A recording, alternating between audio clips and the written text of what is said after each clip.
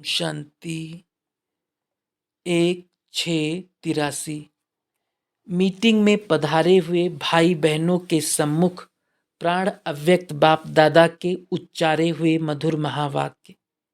जिम्मेवारी का ताज व तख्तधारी महारथी बच्चों प्रति बाप दादा बोले, सभी ताज और तख्तधारी विशेष आत्माओं की सभा है ना। सभी अपने को ताज व तख्तधारी समझते हो ना। सभी बेहद के सेवाधारी की जिम्मेवारी के ताजधारी होना।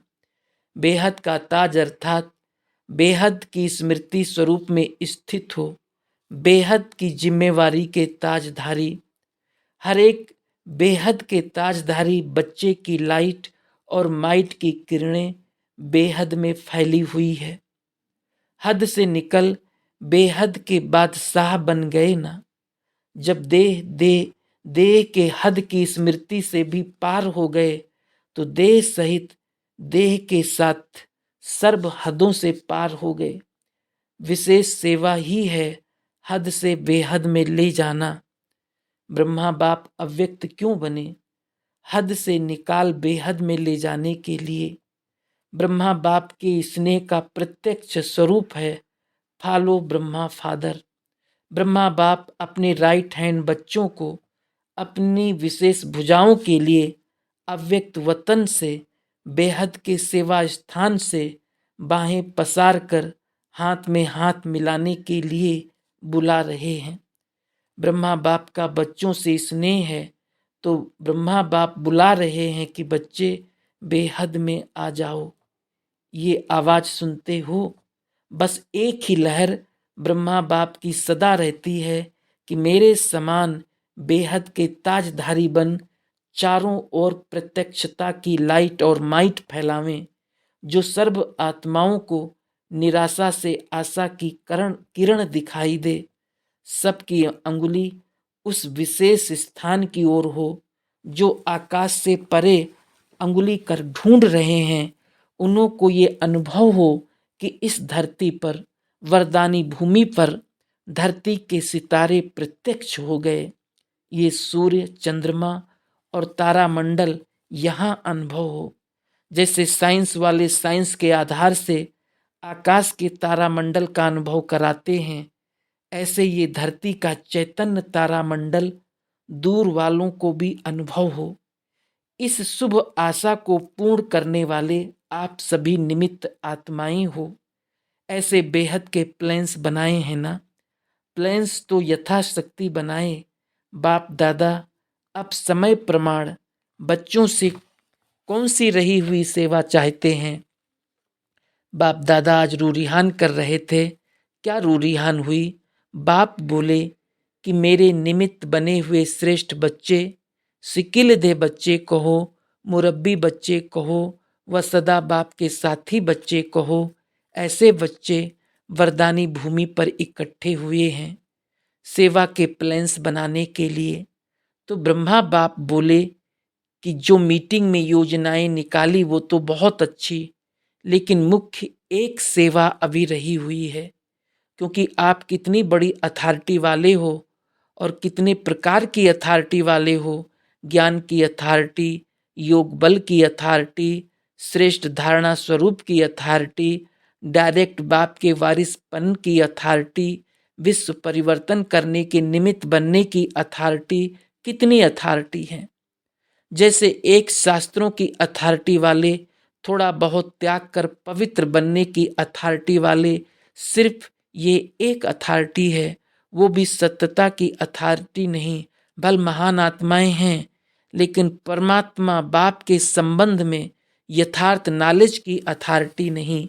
ऐसे एक अथॉरिटी वाले भी विश्व में सर्व आत्माओं को अपने तरफ आकर्षित कर झूठ को सत्य सिद्ध कर चलते आ रहे हैं।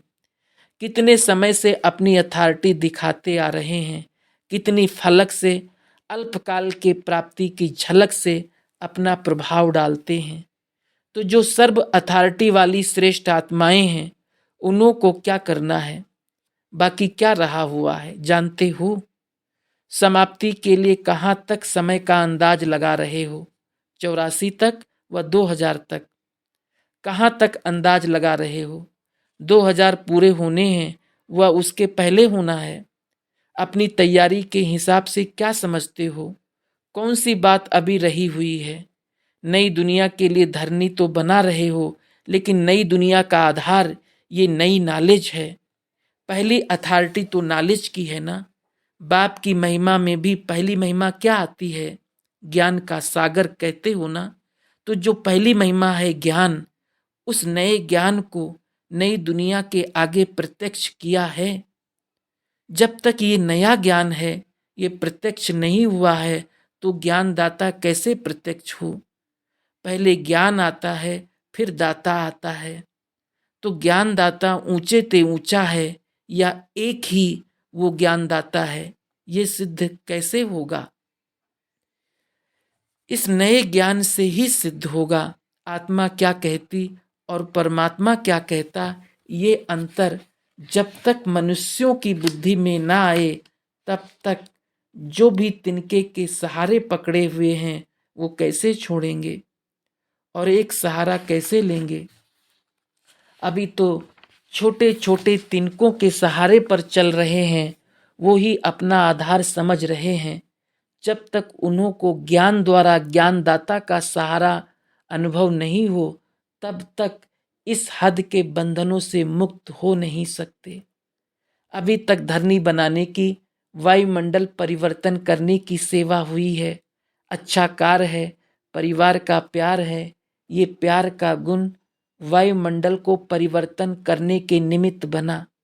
धरनी तो बन गई और बनती जाएगी, लेकिन जो फाउंडेशन है, नवीनता है, बीज है, वो है नया ज्ञान, निस्वार्थ प्यार है, रूहानी प्यार है। ये तो अनुभव करते हैं, लेकिन अभी प्यार के साथ साथ ज्ञान की अथॉरिटी वाली आत्माएं हैं, सत्य ज्ञान की अथॉरिटी है। ये प्रत्यक्षता अभी रही हुई है। जो भी आते हैं वो समझें कि ये नया ज्ञान, नई बात है। जो कोई ने नहीं सुनाई वो यहाँ सुनी। ये वर्णन करे कि ये देने वाले अथॉरिटी है, पवित्रता है, शांति है, प्यार है, स्वच्छता है। ये सब बातें तो फाउंडेशन है, जिस फाउंडेशन के आधार पर धरनी परिवर्तन हुई। ये भी 4 स्तंभ है। पहले जो किसी की भी बुद्धि इस तरफ टिकती नहीं थी, सो अभी इन 4 स्तंभों के आधार द्वारा बुद्धि की आकर्षण होती है। ये परिवर्तन तो हुआ, लेकिन अभी जो मुख्य बात है नया ज्ञान, उसका आवाज बुलंद हो। आवाज तक जिन बातों को सभी ने हाँ जी की, उन बातों के लिए ब्रह्मा कुमार की ऑलमाइटी अथॉरिटी ना सिद्ध करके बताती है। जो वे ना कहते, आप सिद्ध करके बताते हो, और जो आप हाँ कहते, उसे वो ना कहते। तो हाँ और ना का रात दिन का अंतर है ना। तो इस महान अंतर को सिद्ध करने वाली महान आत्माएं हैं। ये नाम अप्रत्यक्ष करो, तब जय जयकार होगी। आत्मा का ज्ञान यथार्थ रूप न भी है, लेकिन फिर भी लोग सुन करके मिक्स कर देते हैं कि हाँ, वहाँ भी ऐसे ही कहते हैं। लेकिन ये आवाज बुलंद हो कि दुनिया सारी एक तरफ है और ब्रह्मा कुमार दूसरे तरफ हैं। ये नया ज्ञान देने वाले अथॉरिटी हैं। ये अथॉरिटी प्रसिद्ध हो, इसी से ही शक्तिशाली आत्माएं आगे आएंगी, जो आपके तरफ से ढिंढोरा पिटवाएंगी। आपको ढिंढोरा नहीं पीटना पड़ेगा, लेकिन ऐसी आत्माएं सेटिस्फाई हो, नई बात, नए जान, नए उमंग में आकर ढिंढोरा पीटेंगी। धर्म युद्ध भी तो अभी रही हुई है ना। अभी गुरुओं की गद्दी को कहाँ हिलाया है? अभी तो टाल टालियां आदि बहुत आराम से अपनी धुन में लगे हुए हैं। बीज कब प्रत्यक्ष रूप में आता है मालूम है? बीज कब ऊपर आता है? जब छोटी बड़ी टाल टालियां एकदम बिगर पत्तों की सूखी हुई डालियां रह जाती हैं, तब बीज ऊपर प्रत्यक्ष होता है। तो उसका प्लान बनाया है। जब अपनी स्टेज पर आते हैं तो अपने ओरिजिनल नॉलेज की प्रत्यक्षता तो होनी चाहिए ना। अगर वरदानी भूमि में आकर सिर्फ कहें शांति बहुत अच्छी है, प्यार बहुत अच्छा है, सिर्फ वो थोड़ी बहुत झोली भरकर चले गए तो वरदानी भूमि पर आकर विशेष क्या ले गए। नया ज्ञान भी तो सिद्ध करता है ना। इस नए ज्ञान की अथॉरिटी द्वारा ही ऑलमाइटी अथॉरिटी सिद्ध होगा। देने वाला कौन? प्रेम और शांति मिलने से इतना जरूर समझते हैं कि इन्हों को बनाने वाला कोई श्रेष्ठ है, लेकिन स्वयं भगवान है ये बहुत कोई बिरला समझते। तो समझा क्या रहा हुआ है। अब नई दुनिया के लिए नया ज्ञान चारों ओर फैलाओ। समझा। कोटों में कोई निकले, लेकिन ऐसा आवाज निकले जो चारों ओर पेपर्स में ये धूम मच जाए कि ब्रह्मा कुमार दुनिया से नया ज्ञान देती हैं। ज्ञान क्या देती हैं, उसका आधार क्या मानती हैं, उसको सिद्ध कैसे करती हैं, ये जब अखबारों में आए तब समझो ज्ञानदाता का नगाड़ा बजा। समझा। ज्ञान के प्रभाव में प्रभावित हों। ज्ञान के प्रभावशाली और प्रेम के प्रभावशाली में क्या अंतर है। ब्राह्मणों में भी दो भाग देखे ना। ब्राह्मण तो बने हैं, लेकिन कोई प्यार के आधार पर, कोई ज्ञान और प्यार दोनों के आधार पर। तो दोनों में स्थिति का अंतर है ना। जो प्यार को भी ज्ञान से समझते हैं वो निर्विघ्न चलेंगे। जो सिर्फ प्यार के आधार पर चलते वो शक्तिशाली आत्मा नहीं होंगे। ज्ञान का बल जरूर चाहिए। जिसका पढ़ाई से प्यार है, मुरली से प्यार है, और जिनका सिर्फ परिवार से प्यार है, उनों में कितना अंतर है। ब्राह्मण जीवन अच्छी लगी, पवित्रता अच्छी लगी, इसी आधार पर आने वाले और ज्ञान की शक्ति के आधार पर आने वाले, उनमें कितना अंतर है। ज्ञान की मस्ती अलौकिक निराधार रहने वाली मस्ती। वैसे प्रेम भी एक शक्ति है, लेकिन प्रेम की शक्ति वाले आधार के बिना चल नहीं सकते। कोई ना कोई आधार जरूर चाहिए। मनन शक्ति ज्ञान की शक्ति वाले की होगी। जितनी मनन शक्ति होगी उतनी बुद्धि की एकाग्रता की शक्ति ऑटोमेटिकली आएगी। और जहाँ बुद्धि की एकाग्रता है वहाँ परखने की और निर्णय करने की शक्ति स्वतः ही आती है। जहाँ ज्ञान का फाउंडेशन नहीं होगा वहाँ परखने की शक्ति, निर्णय करने की शक्ति कमजोर होगी, क्योंकि एकाग्रता नहीं। अच्छा, बाप दादा तो सब सुनते रहते हैं, हंसी भी आती है और स्नेह में बलिहार भी जाते। बच्चों की हिम्मत देख खुश भी होते। ब्रह्मा बाप को ज़्यादा आता है कि ये मेरे समान बेहद के मालिक बन जाएं। बच्चों के लिए रुके हुए हैं ना, और दिन रात बच्चों की सेवा में तत्पर रहते। वतन में तो दिन रात नहीं है, लेकिन स्थूल दुनिया में तो है ना। एक एक बच्चे को विशेष आत्मा, संपूर्ण आत्मा, संपन्न आत्मा, समान आत्मा देखना चाहते हैं। बाप ब्रह्मा को कहते हैं धैर्य धरो, लेकिन ब्रह्मा को बहुत उमंग होता है, इसलिए वो बाप से यही रूरिहान करते कि बच्चे हाथ में हाथ दे मेरे समान बन जाएं। ब्रह्मा बाप के साकार जीवन की आदि से लेकर क्या विशेषता देखी, कब नहीं, लेकिन अभी करना है। कब शब्द न सुनने के न सुनाने के संस्कार रहे। अगर कोई बच्चा कहता था कि घंटे बात करेंगे तो घंटा लगाने दिया। कोई कहता था ट्रेन जाने में 5-10 मिनट है, हम कैसे पहुंचेंगे, तो रुकने दिया। गाड़ी रुक जाएगी लेकिन बच्चा पहुंच ही जाएगा। चलती हुई ट्रेन रुक जाएगी लेकिन बच्चे को पहुंचना ही है, ये प्रैक्टिकल देखा ना। तो ऐसे ही बच्चे किसी भी बात में, स्व परिवर्तन में व विश्व परिवर्तन में कब शब्द को बदल कर अब के प्रैक्टिकल जीवन में आ जाएं, यही ब्रह्मा बाप का उमंग सदा रहता है। तो फॉलो फादर है ना। अच्छा, सभी महारथियों ने सेवा के जो प्लान्स बनाए हैं उसमें भी विशेष यूथ का बनाया है ना।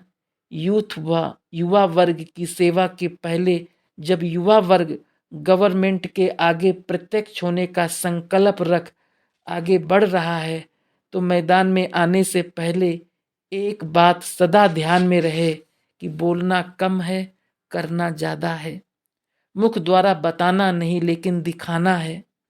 कर्म का भाषण स्टेज पर करें। मुख का भाषण करना तो नेताओं से सीखना है तो सीखो।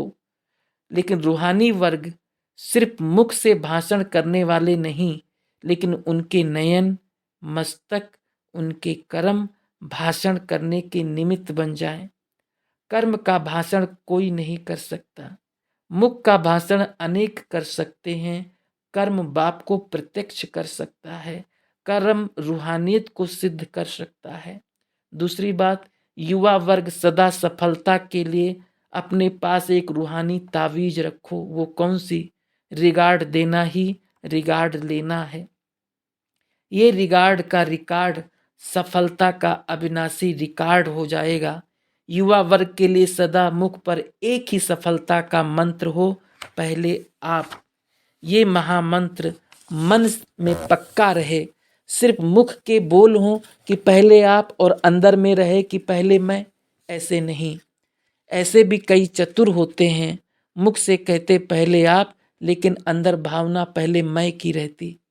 यथार्थ रूप से पहले मैं को मिटाकर दूसरे को आगे बढ़ाना, सो अपना आगे बढ़ना समझते हुए इस महामंत्र को आगे बढ़ाते सफलता को पाते रहेंगे। समझा? इस मंत्र को सदा तावीज सदा साथ रखो तो प्रत्यक्षता का नगाड़ा बजेगा। प्लेन्स तो बहुत अच्छे हैं, लेकिन प्लेन बुद्धि बन प्रैक्टिकल में लाओ। सेवा भल करो, लेकिन ज्ञान को जरूर प्रत्यक्ष करो। सिर्फ शांति शांति तो विश्व में भी सब कर रहे हैं, अशांति में शांति मिक्स कर देते हैं। बाहर से तो सब यही नारा लगा रहे हैं कि शांति हो, अशांति वाले भी नारा शांति का ही लगा रहे हैं। शांति तो चाहिए, लेकिन जब अपनी स्टेज पर प्रोग्राम करते हो तो अपनी अथॉरिटी से बोलो, वायुमंडल को देखकर नहीं। वो तो बहुत समय किया और समय के प्रमाण यही ठीक रहा।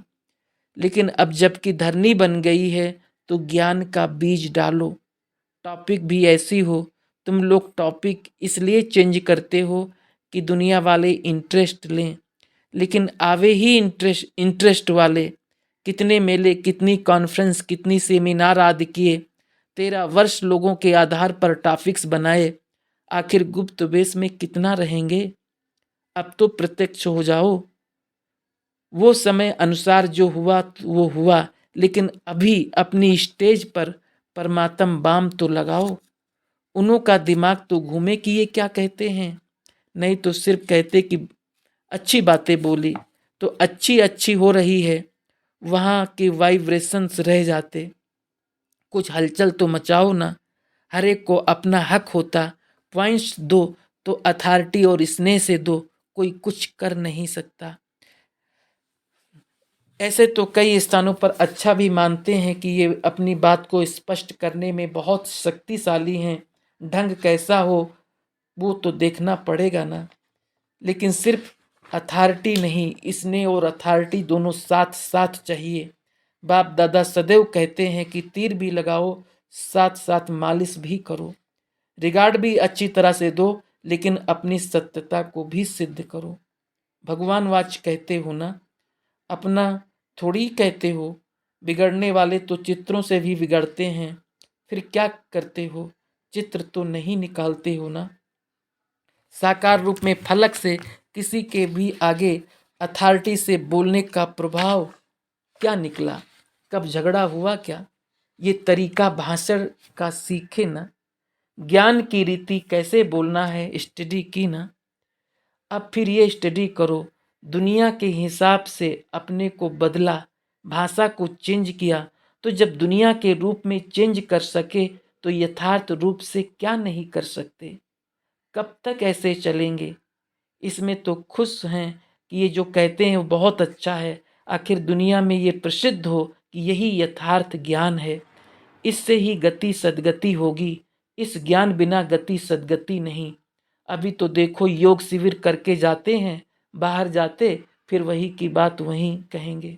परमात्मा सर्वव्यापी है, ये तो कहते योग बहुत अच्छा है, फाउंडेशन नहीं बदलता। आपके शक्ति के प्रभाव से परिवर्तन हो जाते हैं, लेकिन स्वयं शक्तिशाली नहीं बनते।